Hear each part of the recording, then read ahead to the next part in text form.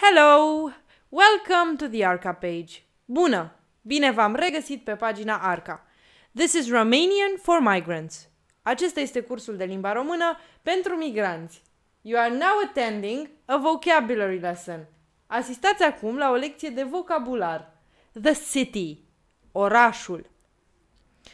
This is a material created by ARCA, the Romanian Forum for Refugees and Migrants. Acesta este un material creat de ARCA, Forumul Român pentru Refugiați și Migranți. Orașul. O stradă, două străzi. Genul feminin. Street. Stradă. Stradă. O mașină, două mașini. Genul feminin. Car. Mașină. Mașină.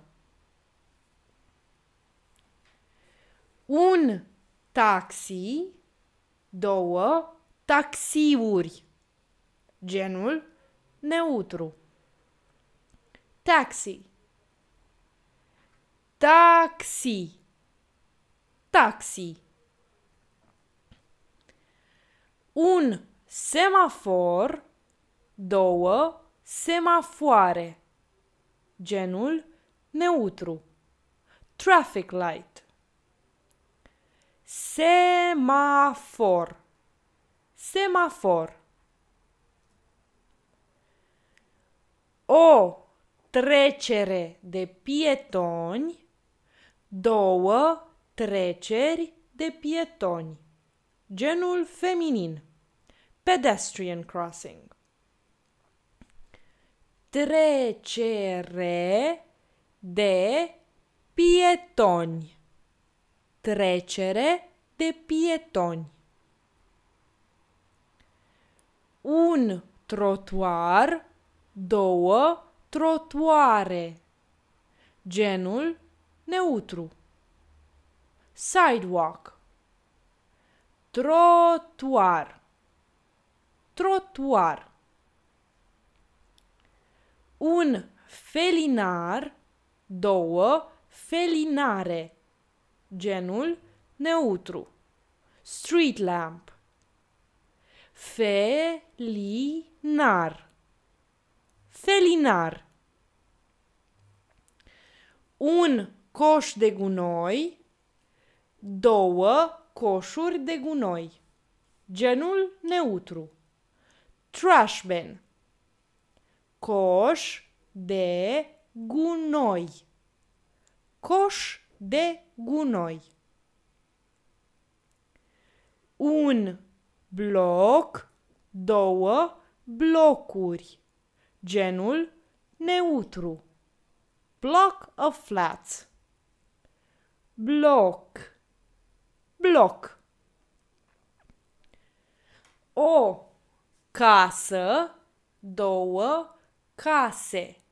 Genul feminin. House. Casă. Casă.